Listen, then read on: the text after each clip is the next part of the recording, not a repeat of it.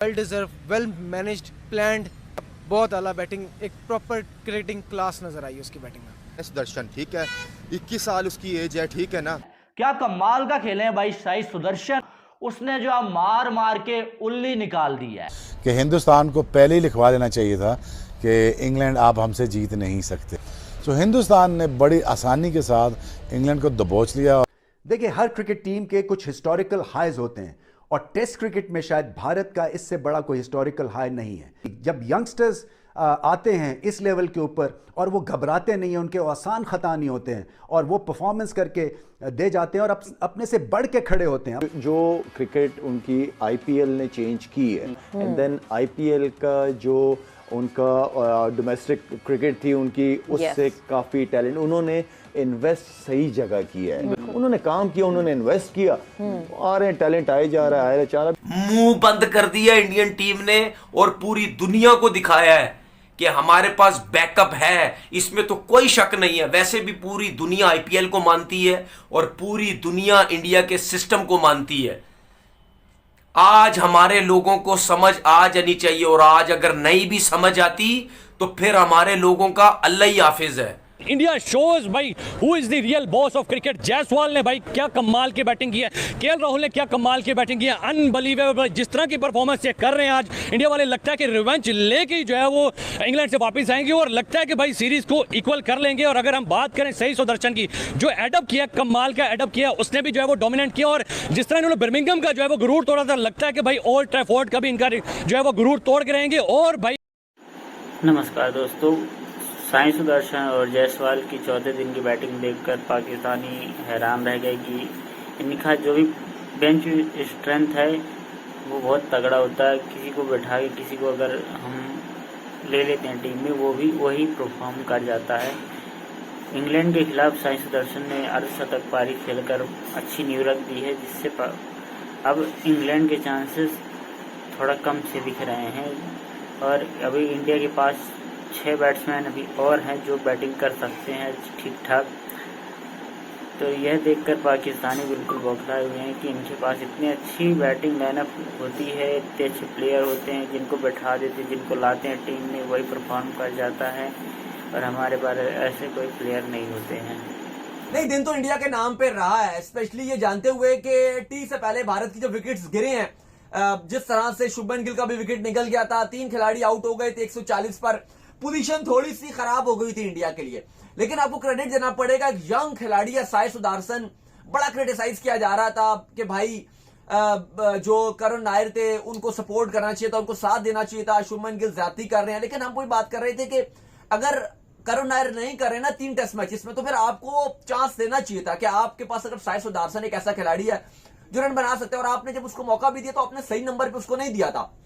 और अभी आपने एक बेहतरीन डिसीजन लिया कि आपने सुदर्शन को दोबारा से मौका दिया और सुदर्शन ने भाई कमाल कर दिया। जिस तरह से उसने पारी खेली और जो पार्टनरशिप उसने लगाई है, बड़ी इस टाइम अच्छी और स्ट्रॉन्ग पोजीशन में वो इंडिया को ले गए हैं। ऋषभ पंत के साथ बड़ी जबरदस्त पार्टनरशिप लगाई, उससे पहले जायसवाल बड़ा अच्छा करते रहे और ऋषभ पंत का एक बहुत ही आप कह लो कि ये इंडिया के लिए एक बड़ा झटका था क्योंकि वो फॉर्म में नजर आ रहे थे।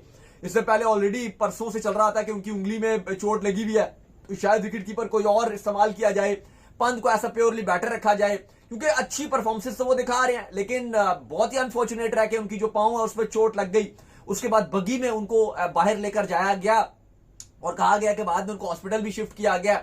लिया होगा, मैच देखने की जरूरत नहीं थी हिंदुस्तान बामुकाबला इंग्लिस्तान की, वो इसलिए कि हिंदुस्तान को पहले ही लिखवा देना चाहिए था कि इंग्लैंड आप हमसे जीत नहीं सकते।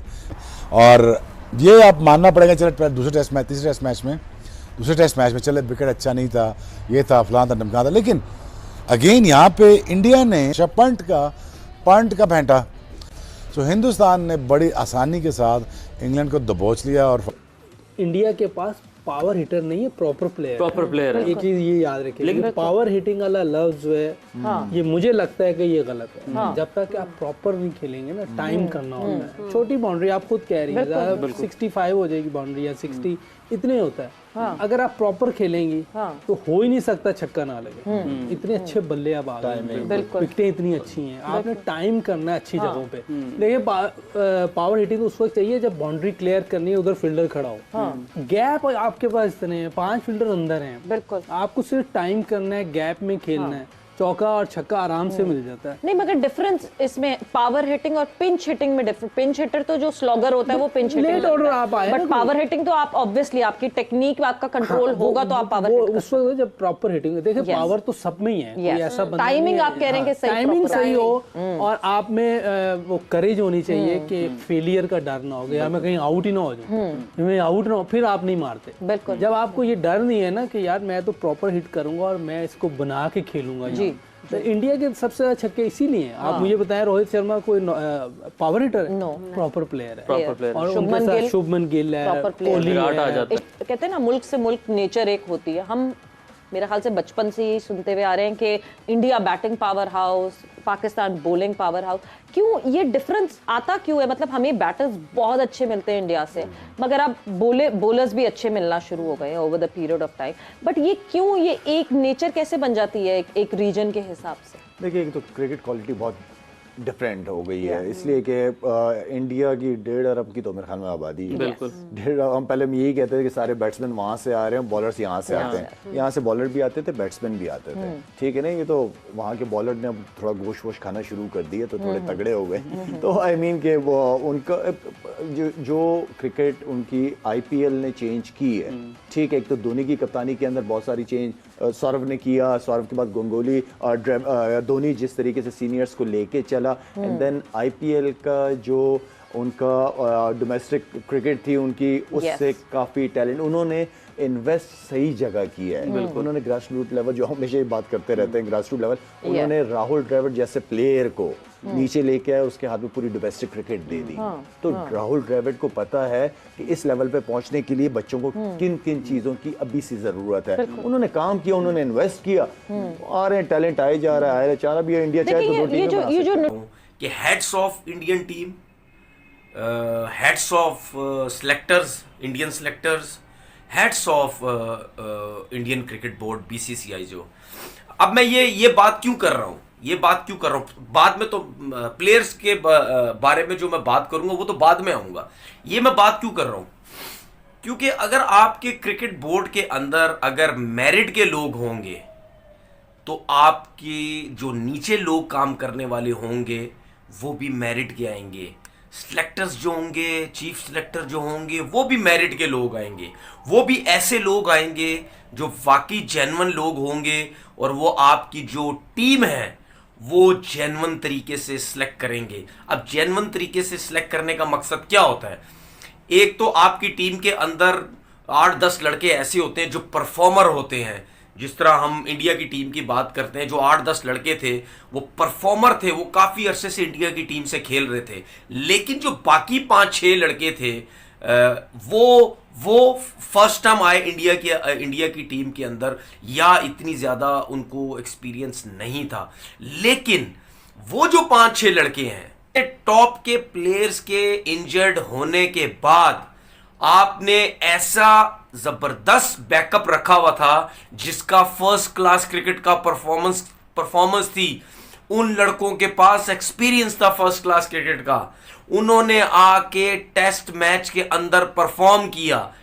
मैं कब से शोर मचाता फिर रहा हूं अपने लोगों के लिए भी कि भाई आप किसी भी फॉर्मेट में जो लड़का लेके आते हैं, स्पेशली टेस्ट मैच के अंदर, आप ऐसे लड़के लेके आए जो फर्स्ट क्लास क्रिकेट के परफॉर्मर हों, तभी वो बैकअप बनता है। मुंह बंद कर दिया इंडियन टीम ने और पूरी दुनिया को दिखाया है कि हमारे पास बैकअप है, इसमें तो कोई शक नहीं है। वैसे भी पूरी दुनिया IPL को मानती है और पूरी दुनिया इंडिया के सिस्टम को मानती है। आज हमारे लोगों को समझ आ जानी चाहिए, और आज अगर नहीं भी समझ आती तो फिर हमारे लोगों का। तो दोस्तों ऐसी मज़ेदार वीडियो देखने के लिए चैनल को लाइक करें, सब्सक्राइब करें और ज़्यादा से ज़्यादा शेयर करें। बेल आइकन जरूर दबाएं ताकि आपको लेटेस्ट वीडियो की जानकारी मिलती रहे। जय हिंद, जय भारत दोस्तों।